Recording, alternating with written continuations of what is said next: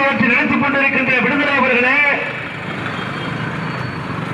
இந்த கண்டன ஆர்ப்பாட்டத்திலே கலந்து கொண்டு தன்னுடைய கண்டன உரையை பதிவு செய்ய வருகின்றிருக்கின்ற அனைத்து சரணாலய அமைப்பினுடைய தலைவர்களே, தோழர்களே, இந்த ஆர்ப்பாட்டத்துக்கு பாதுகாப்பு வழங்கிய காவல்துறை அதிகாரிகளே, இந்த ஆர்ப்பாட்டத்தில் என்னவெல்லாம் பேசிக் கொண்டிருக்கிறார்கள், என்ன பேசப் போகிறார்கள் என்று சொல்லி இந்த பகுதியிலே வேடிக்கை பார்த்துக் கொண்டிருக்கின்ற பெரியவர்களே, தாய்மார்களே, இளைஞர்களே, உங்கள் அனைவருக்கும் நான் சார்ந்திருக்கும் தமிழர் சமூக நீதி கழகத்தின் சார்பாக நன்றி கலந்த வணக்கத்தை இந்த நேரத்திலே சொல்லிக்கொண்டு, இந்த ஆர்ப்பாட்டத்தை பற்றி எனக்கு முன்னால் பேசிய தோழர்கள் எல்லாம் மிக தெளிவாக பேசினார்கள். இருந்தாலும் கூட சீமானவர்கள் எப்போ தமிழகத்திலே அவர் ஒரு கட்சி ஆரம்பித்தார், அவர் என்ன மாதிரியான தமிழகத்திலே இருக்கக்கூடிய மக்கள் மத்தியிலே செய்திகளை கொடுத்துக் கொண்டிருக்கிறார் என்று சொல்லி தமிழக மக்கள் எல்லாம் இன்றைக்கு அதை கேட்டுக்கொண்டுதான் இருக்கிறார்கள்.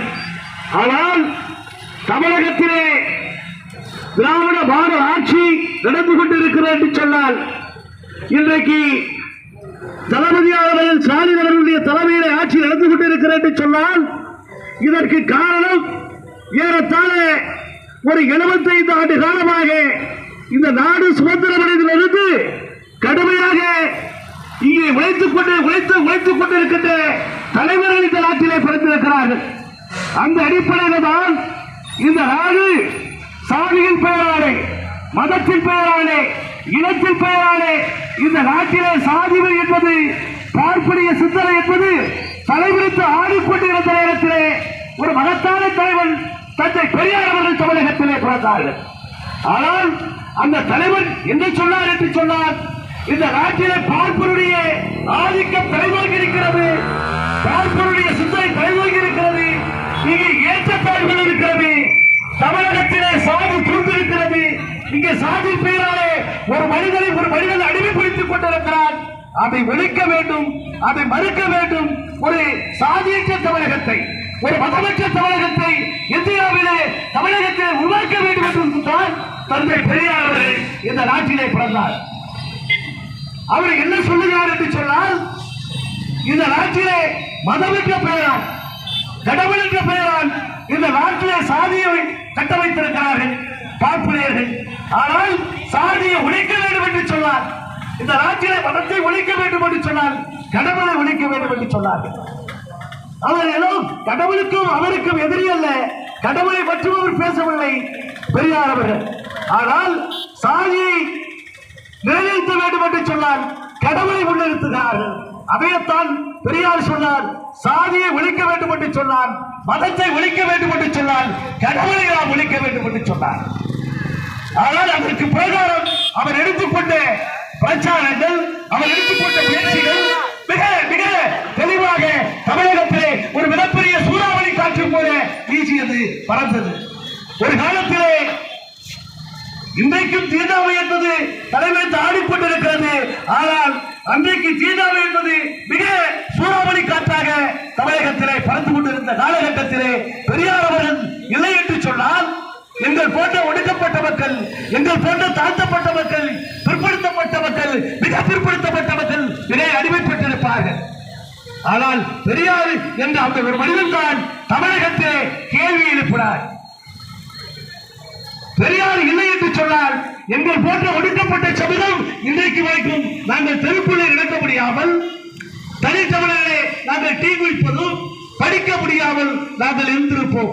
ஆனால் அந்த பெரியார் என்ற அந்த ஒரு மகத்தான தலைவன் தமிழகத்திலே பிறந்ததினால்தான், அவர் வாழ்ந்ததினால்தான் இன்றைக்கு நாங்கள் ஒரு ஜனநாயகத்தோடு இந்த தமிழகத்திலே வாழ்ந்து கொண்டிருக்கிறோம்.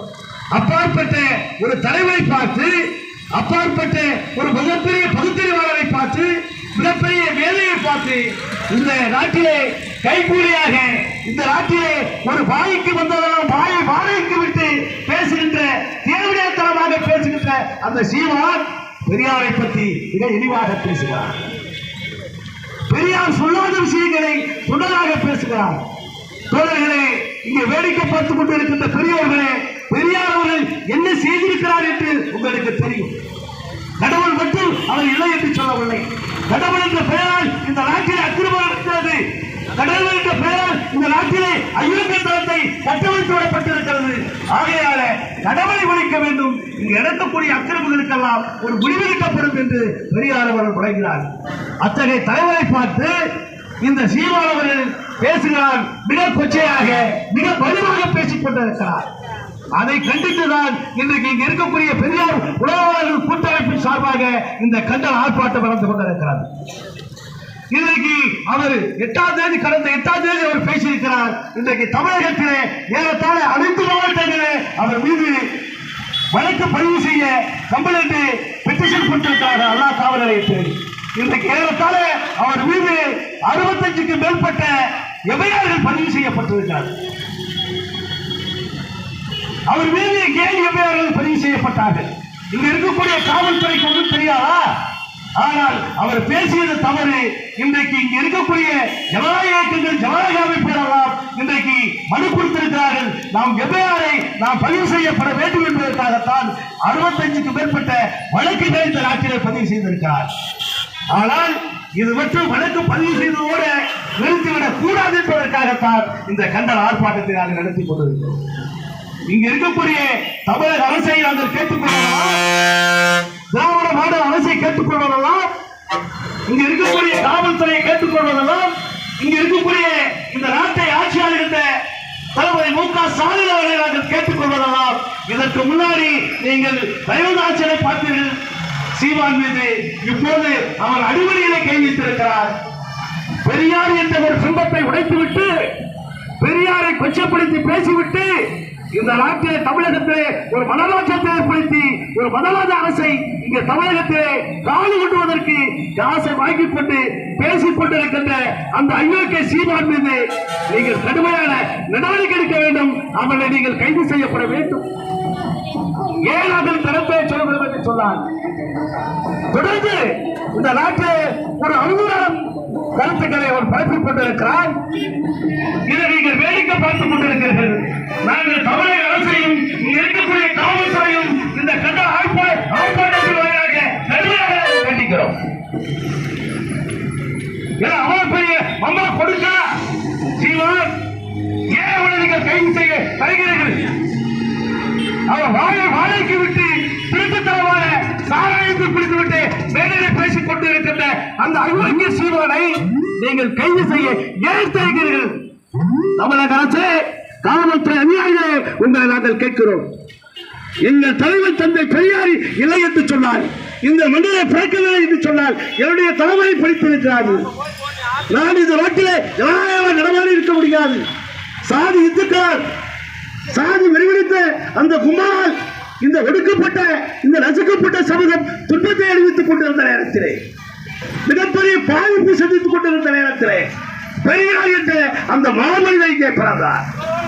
பெரியார் என்ற அந்த மிகப்பெரிய தலைவர் இங்கே பிறந்தார். அத்தகைய தலைவர் இல்லை என்று சொன்னால் இன்றைக்கு குறிப்பாக ஒரு குறிப்பிட்ட சமூகம் தமிழகத்திலே இந்தியாவிலே அழிந்திருக்கும் என்பதை இந்த நேரத்திலே நான் பதிவு செய்கிறேன். போலவே ஏன் என்று கேட்டால் இங்க இருக்கக்கூடிய நாங்கள் இன்றைக்கு தமிழகத்திலே சகோதரத்தோடு அண்ணன் தம்பிகளாக வாழ்ந்து கொண்டிருக்கிறோம் என்று சொன்னால் இங்க இருக்கக்கூடிய கிறிஸ்தவர்களும் இங்க இருக்கக்கூடிய இஸ்லாமியர்களும்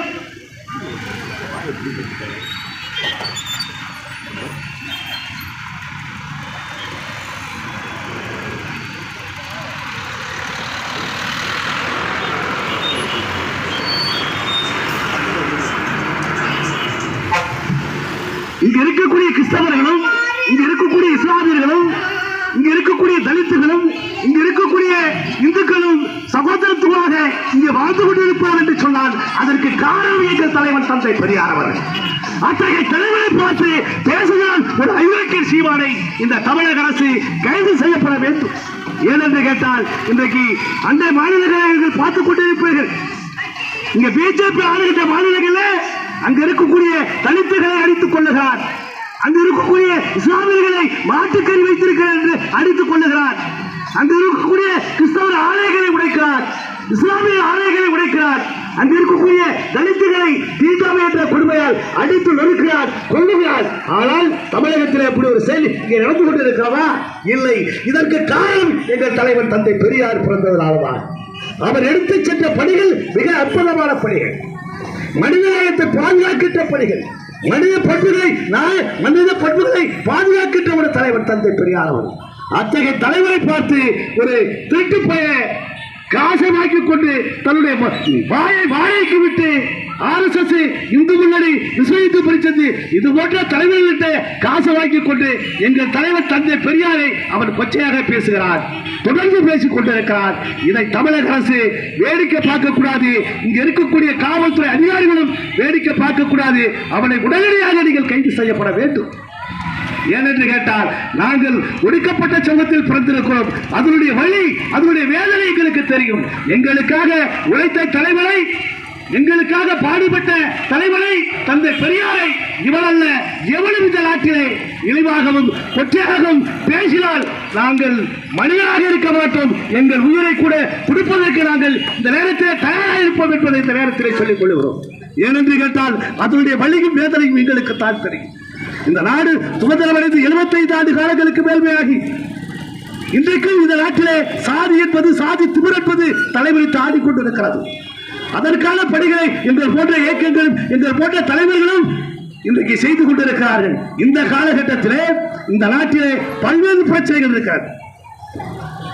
இந்தியாவிலே மிகப்பெரிய மோசமான பிரச்சனை நடந்து கொண்டிருக்கிறது. அதையெல்லாம் இந்த சீமான் காசை வாடகைக்கு விட்டு இருக்கிற சீமான், இந்த தேவடியாவுக்கு சொந்தக்காரன் இந்த சீமான் பேச மாட்டான். ஆனால் எங்கள் தந்தை பெரியாரை பேசுவதற்கு இவனுக்கு அருகதை என்ன இருக்கு, யோக்கியது என்ன இருக்குது என்பதை இந்த நேரத்தில் கேட்டுக்கொள்கிறோம். தோழர்களே, பெரியோர்களே, தாய்மார்களே, நாங்கள் இந்த கண்ட ஆர்ப்பாட்டம் என்பது ஏதோ எங்களை நிலைநிறுத்திக் கொள்வதற்காக அல்ல, இந்த அமைப்புகளை செழுமைப்படுத்துவதற்காக அல்ல. நாங்கள் உணர்வோடு உணர்ச்சி வசப்பட்டு நாங்கள் இங்கே பேசிக் கொண்டிருக்கிறோம் தோழர்களே. ஏன்னா இன்றைக்கு அண்டை மாநிலங்களே சிறுபான்மையினர்களும் தலித்துகளும் இந்த RSS, இந்து முன்னணி, விஸ்வ இந்து பரிஷத்து இது போன்ற பிஜேபியுடைய அரசால் கடுமையாக பாதித்துக் கொண்டிருக்கிறார்கள். ஆனால் தமிழகம் இன்றைக்கு அமைதி பூங்காக அனைத்து சமூகம் ஏழையோடு நாம் இணைந்து வாழ்ந்து கொண்டிருக்கிற இந்த காலகட்டத்தில் ஒரு பெரியாரை பேசி இந்த நாட்டிலே ஒரு மிகப்பெரிய கலவரத்தை உருவாக்கி விடுவதற்கு, இந்த நாட்டிலே ஒரு சாதி கலவரத்தை உருவாக்கி விடுவதற்கு, இந்த நாட்டிலே ஒரு மத கலவரத்தை உருவாக்கி விடுவதற்கு சங்கி சீமான் தயாராகிவிட்டான். தமிழக அரசே, காவல்துறையே, உஷார் என்று இந்த நேரத்திலே உங்களை கேட்டுக்கொள்கிறோம். அவரை கைது செய்யப்படவில்லை என்று சொன்னால் தொடர்ந்து இந்த போராட்டம் நீடிக்கும். சீமான் இந்த தமிழகத்தில் எங்கு நாங்கள் நடக்க விட மாட்டோம். சீமான் வாடகைக்கு வாங்கி திக்கிற அந்த நாயை நாங்கள் நடக்க விட மாட்டோம். சீமானால எங்களுடைய உயிர் போதும் என்று சொன்னால் நாங்கள் உயிரையும் துப்புரவாக நினைப்போம். சீமானை தமிழகத்திலே எங்கும் நாங்கள் இடமாற விட மாட்டோம். ஏதோ திண்டுக்கல் மாவட்டத்துக்கு இந்த பகுதியில் வரதாக இருக்கிறது. ஆனால் நாங்கள் இங்கே இருக்கக்கூடிய அனைத்து இயக்கங்களும் அமைப்புகளும் எஸ்பியை பார்த்து நாங்கள் கம்ப்ளைண்ட் கொடுக்கிறோம் இருக்கோம். அவன் இந்த மாவட்டத்துக்குள்ள சீமா வந்தானா நாங்கள் விட மாட்டோம். சட்ட ஒழுங்கு பிரச்சனை ஏற்படும். தயவு செய்து இங்கே வந்திருக்கிற உளவுத் தலைவர்களே, நீங்கள் குறிப்பிட்டுக் கொள்ளுங்கள். சீமானவர்கள் இந்த மாவட்டத்துக்கு வருவதாக எங்களுக்கு செய்தி கிடைத்திருக்கிறது. அவர் வந்தால் அதை விடமாட்டோம். சட்ட ஒழுங்கு பிரச்சனை ஏற்படும் என்பதை பணிவோடு மாவட்டத்தினுடைய காவல் கண்காணிப்பாளர் அவர்களுக்கும் மாவட்டத்தினுடைய ஆட்சியாளர் அவர்களுக்கும் நாங்கள் தெரியப்படுத்திக் கொள்கிறோம். எங்கள் உயிரை சீமா என்று அப்படி சொல்லிக் கொண்டிருக்கிறான். எங்களுடைய தந்தை பெரியாரை இழிவுபடுத்தி பேசிய அந்த திருட்டு நாய் சீமானை நாங்கள் தமிழகத்தில் விடமாட்டோம் என்று சொல்லி எனக்கு பேச வாய்ப்பளித்ததற்கு நன்றி கூறி விடைபெறுகிறேன். நன்றி, வணக்கம்.